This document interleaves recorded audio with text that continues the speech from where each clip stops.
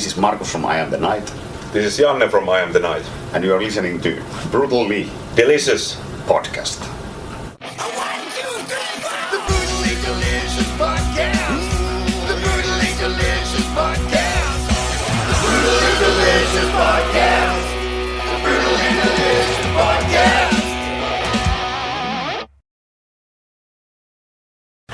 So I'm going to be perfectly honest with you. Never heard of I Am The Night. Yeah. Good, until we are underground. Yeah. Which I guess is true black metal anyway, right? Yeah. But I saw the show 2 nights ago. Yeah. Was that in the roller rink? I think it was the roller rink, right? Or the ice rink, whatever that is. Yeah. Sorry. Yeah. Studio B or what? Yeah. And totally blown away. Probably, no bullshit, probably one of my favorite performances of this ship. Cool. So I wasn't originally on your list, but I was like, shit, I gotta talk to these guys because that was a great show. We aim to surprise. Yeah. And I was surprised to see you there as well, because like I said, I had nothing. And I'm like, holy shit, I know him too from 18 other cruises and all the other stuff we've done. So thank you anyway. What's the cruise been like so far? It's been fine and rough as always. Last day, so starting to be like a wreck. Yeah. This destroys people, but it's fun. Yeah. And your first cruise? Yeah, it's my first cruise, and it's like it's super weird. Like you put like thousands of metalheads into a boat in the middle of the Caribbean, so it's really weird. But yeah, it's been fun so far. And what's been the response to you guys? Because I know the stuff I've heard has been nothing but positive. You've been hearing good feedback? Yeah, it was our first show ever abroad Finland. We've been doing few selected festivals in Finland, and that was kind of the case with this band, that we are not going to tour a lot and we do just a few things that we really like to do, and this was on international list on the first. So is that still what you're going to do? Keep it pretty select? Yeah. I think it's the correct way to do this, and That type of music, you mean? Yeah. Immediately when the album was released, we got an offer for huge ass, some 2-month tour. I'm not gonna say which bands, but really cool tour, but we kind of laughed like this was actually what we didn't want to do. So of course they will do us a good offer.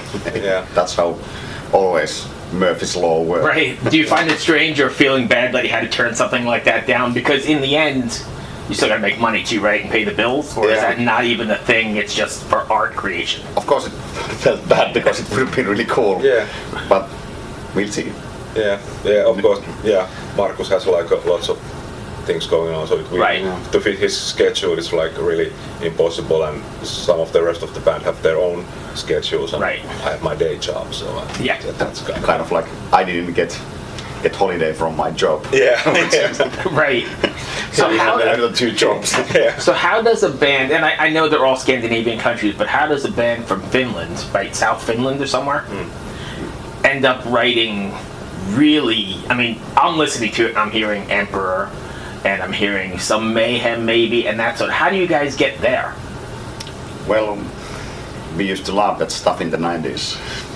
Yeah, I think that's the stuff we used to dig, and we changed and copied albums from each other, and like when new albums came out, we like the old tape trading days. Yeah. Well, not so much that, but maybe copying to each other like stuff, and one buys CD and right. This is good stuff. You gotta hear this, and maybe that was kind of a thing. Almost like 30 years ago. Yeah, it's been super long time ago, like in the mid-90s. And we had a black metal band going in the mid-90s, so this is natural continuum. Yeah. What is the reaction from the true Norwegian? Is it accepted or is it true Finnish? Yeah. I don't know. Is there anymore that kind of I don't know. Scene that just maybe some individuals who don't like it, but maybe. But like the people that hung out at that record store, what's their reaction to it? So far, I think we have heard mostly positive comments about this. Surprisingly. Yeah. Because we are not saying that this is the most individual stuff ever written, because the main idea with this band was like a nostalgic trip to the 90s with Emperor, Dissection, Mayhem, and then I hit it right on the head, right? I'm listening to it, go, wow. That's what we used to love and still love, and listened, and this was kind of the way we wanted to do this for 16-year-old ourselves. Yeah. That's why we got like a Necrolord making the cover artwork, because Which is also stunning. That owl. It took me a minute to figure the owl out in the middle, but that's great. yeah. Yeah. Necrolord used to do all these cool album covers, and then we asked Christopher Speitzel to do the logo, which made Emperor logo and all cool old black metal logos. So Yeah. we kind of went by the book. Yeah. That was our plan to do it like correctly in this, Right. all these things that. Completely for ourselves. Yeah, it was That's- for ourselves. So I think when you're doing it that way, right, then Yeah. it becomes really organic and real. Does that make sense? I don't know what the word I'm looking for is. Yeah. You're not Yeah. pressured to write for somebody else, or Yeah. I need this record for a certain group of fans. You just wrote what's... We are a selfish band.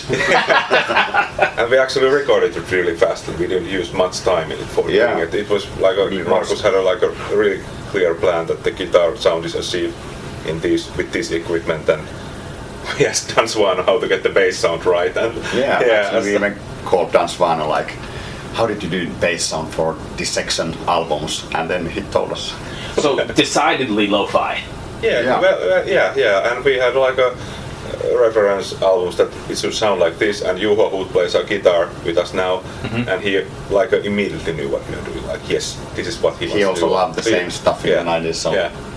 first we just recorded the album with Juho, and then we had such a good sessions that we asked him to join the band. Nice. Greetings from Evergreen Podcasts. We're rolling out a listener survey, and we want to hear from you. The information in the survey will help us gather statistics and in turn make our shows more appealing to advertisers. I know most people don't like ads, but this is one of the only ways our shows make money and help keep their lights on. We promise it will only take a few minutes, but the impact on our podcasts will be tremendous. As a token of our appreciation, we'll randomly select one lucky participant each month to win an exclusive merchandise package from Evergreen Podcasts. Head to evergreenpodcast.com/listenersurvey to help a show and possibly get some free stuff for doing so. We can't thank you enough for the support. Now back to the show. So I'm assuming since you're doing this like very organically, you guys are writing together then? Or is it email and stuff back and forth? Markus is the main songwriter. Yeah, he's fun. Do you ever get together in like a rehearsal room and bounce ideas off each other, or is it kind We of... rehearsed 0 times before doing the album. Really? Yeah. Yeah. We got the demos and we figured Practiced out it. and Yeah. practiced them, and then Now before the shows we've been rehearsing a few times. yeah, not many times. Really? Just kind of... Yeah. Don't Ne- polish it. Yeah, Have yeah. attitude. You never know that, but that's great. Yeah. What are you planning on writing more? I know you're super busy and whatever, but is there another... Yeah, already on that. Oh, really? We are on that, yeah. But it's of course, as you mentioned, a schedule. Yeah. But also that when it comes out, because he's really strict about the stuff. Like it has to sound correct. But I think if, like you said, you're doing it as a passion project Yeah. and there's no pressure, then that's the perfect way to do it, right? Yeah. And it's been really rewarding to see like so many people like it, and so many people have been surprised about this stuff. Yeah, I mean, totally caught me off guard. So every gig we have made so far, and they've been really well received. So Yeah, really good feedback. still not taking pressure. Yeah. yeah. So no summer festivals at all, or that's to be determined? We are playing Tuska Festival in Finland next time. Oh, okay. Yeah. One of the partners on my show here is in a band from Finland called Silentium. Yeah. She's Oh, the old singer. band. Yeah, Rina Rinkinen or something. But Yeah. I know her. do you really? She's always in John Smith backstage. Yeah. Yep. She does a lot of the podcasting with me. All right. Say hello. I will, absolutely. She'll be seeing this when we edit it up. But so then, what's next for you guys? Just working on that record. Next is the show here. in a few hours. Then probably Maybe slowly doing new stuff and Just taking your time and when the time is play a right. gig every now and then when we want. and sticking to that blueprint, that old school black metal blueprint. We'll see about that. We'll see. Because I mean, I know that your niche, but you don't want to write the same record over and over again, right? So you have to do something a little different without alienating your fans. Is that true? Or you don't give a shit? We really don't give a shit about the fans in this case. We write stuff that is like stuff we... Like the 90s you would like? And of course there's a... It won't be modern, that's for sure. That's true. But there's like lots of space in this classic black metal stuff also, which you can do. But are we gonna go like super primitive or like... Dark Throne exploring is still big. All love Dark Throne too. So. Because that's the other end of the stuff. Don't go in. That's a little more produced though, right? Well, if you listen to Under a Funeral Moon, there's not like any producing on that album. Right. But Dark Throne, I think is, right, or no? Sorry, Dark Throne. Yeah. Are they more produced than the stuff you're doing, or no? Dark Throne is really primitive. Okay, then I got it backwards. In the 90s. Necro. It's super necro sound. Super necro sound, like practice amps and oh, really? drums, minimal drums, etc. Right.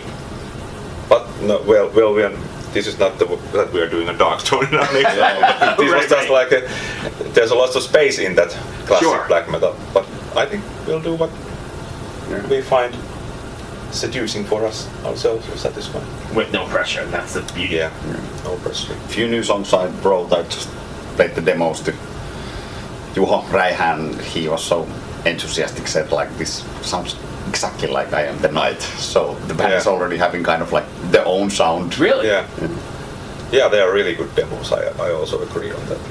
That's great. That pretty much is all I had. I just wanted to chat for a little bit and get you guys on because I really, really enjoyed it. Had no idea who you even were. Cool. Nice to talk with you. Ever wonder what a punch from Elton John feels like? Or how you'd cope with having turned down the chance to be in Nirvana? Or what signal Keith Richards gives when he wants you to get the hell out of his hotel room? Fans of Too Much Effing Perspective don't have to wonder, because they've heard these exact stories and a jillion others on our podcast. I'm Alex Hoffman, former tour manager for Radiohead. And I'm musician and comedy writer Alan Keller. On the TMEP show, we get guests like Nancy Wilson from Heart, Jeremiah Freites from the Lumineers, and Modern Family's Julie Bowen to tell us things they may have only shared with their therapist, clergy, or a TMZ stringer. So join us on Too Much Effing Perspective. That's EFFING Perspective. The only podcast you crank up to 11.